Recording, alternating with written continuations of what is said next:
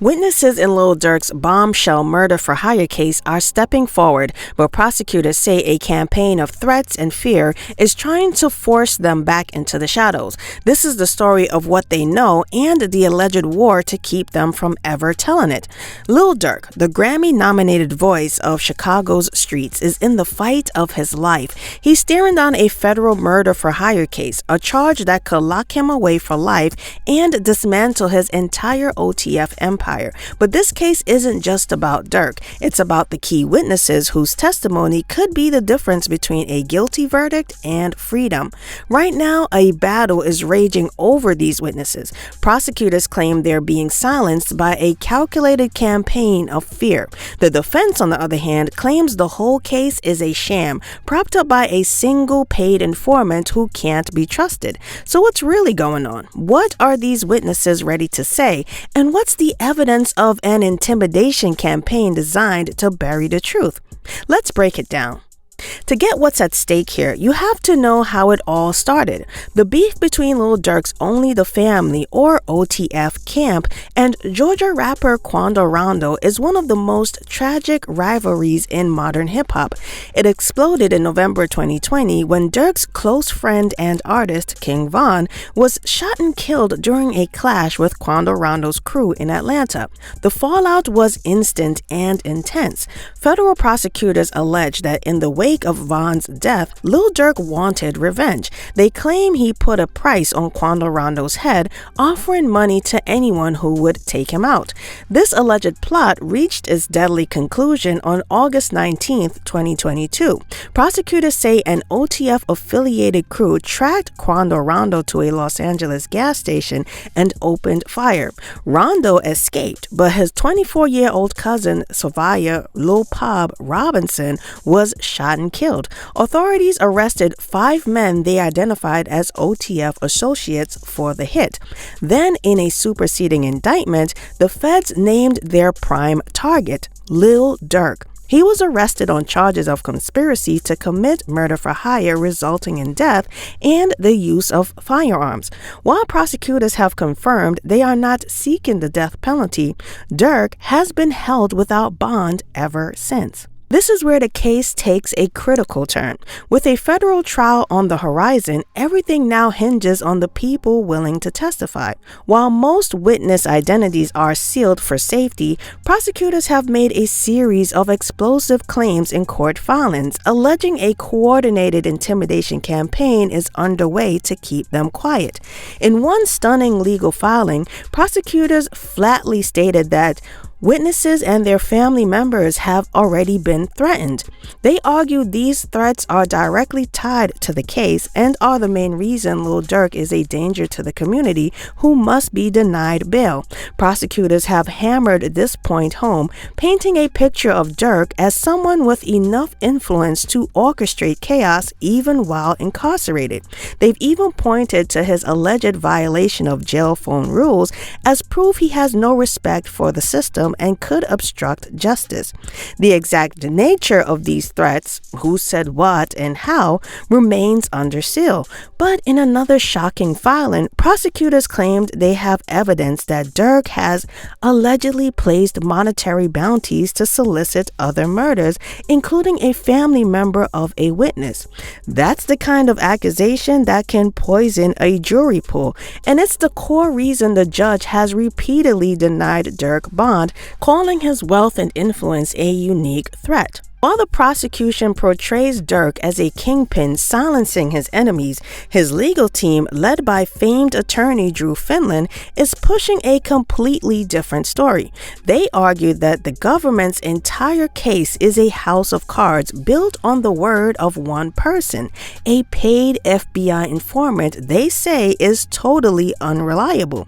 This informant is known in court documents only as CHS1 for confidential human source.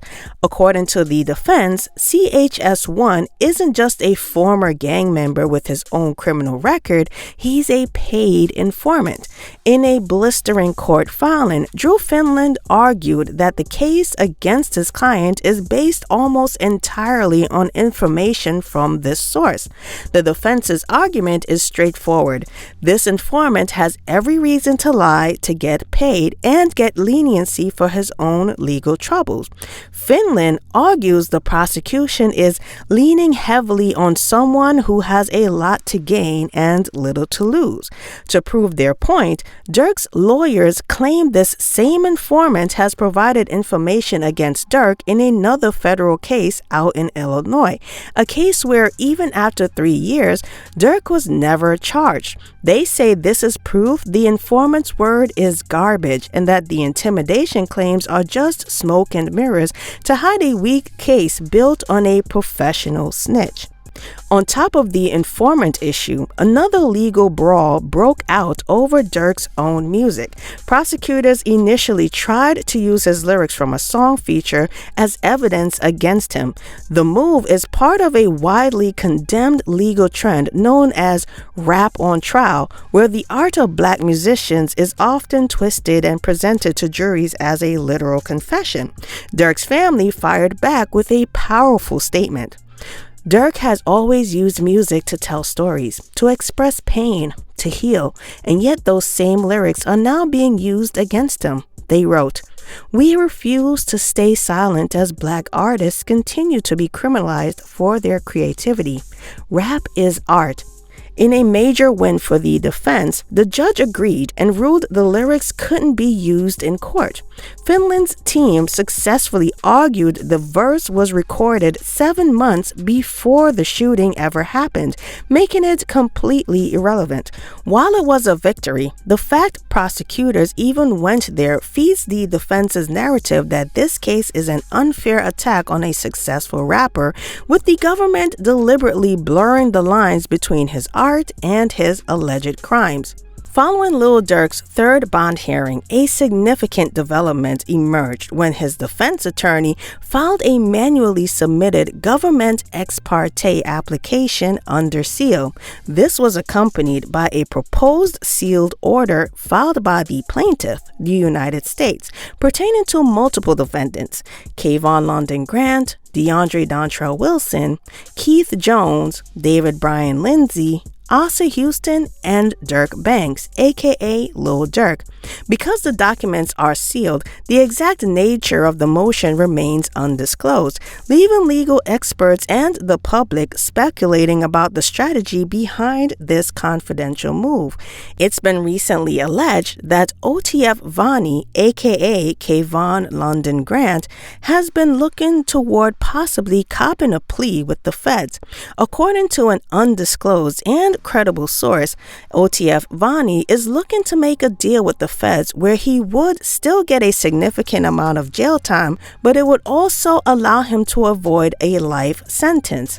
It was also alleged that OTF Vani may also disclose further information concerning the death of King Von, where it is also being alleged that King Von may have been set up that night at the club by members of OTF that ultimately led to his demise.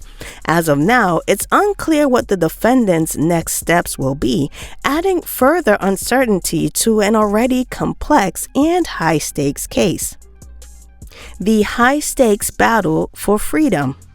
With the trial now expected in late 2025, Lil Durk remains in federal custody, fighting for his release. His legal team has made several aggressive attempts to get him out on bond, at one point proposing a massive $4.5 million package, including $3 million of Durk's own money.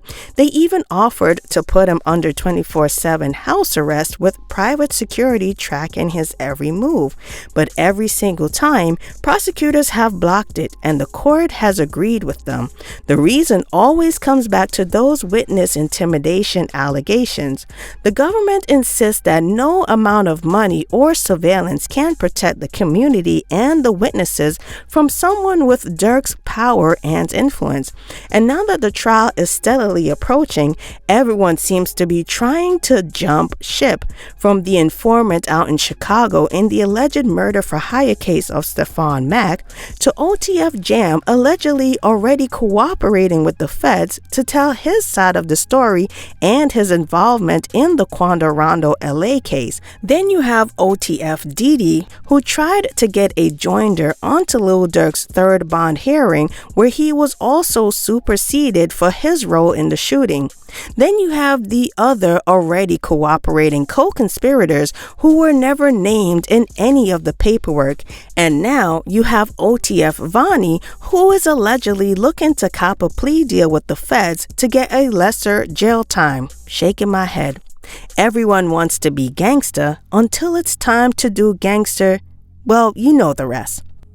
The case against Lil Durk has split into two opposing stories. In the prosecution's version, he is the leader of a violent crew who ordered a hit and is now trying to threaten witnesses to cover his tracks. They say he's a danger to society who has to stay behind bars. In the defense's version, Lil Durk is the one being targeted. He's a world-famous artist being railroaded by a federal government that's banking its entire case on one paid, untrustworthy informant. They say the witness intimidation claims are baseless and that the attempt to use his lyrics proves the prosecution is desperate and biased.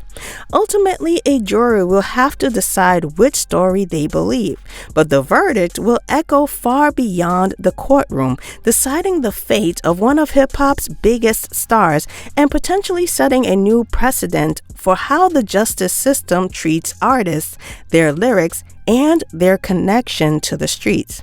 So what do you think? After hearing both sides, is Lil Durk being unfairly targeted by the feds, or are the allegations of witness intimidation a sign of something much darker? Let me know your thoughts down in the comments section. This case is far from over. Well, that's it for now. I'm Annie, and it was nice talking to you. Don't forget to like and subscribe for the latest updates, and I'll see y'all in the next video.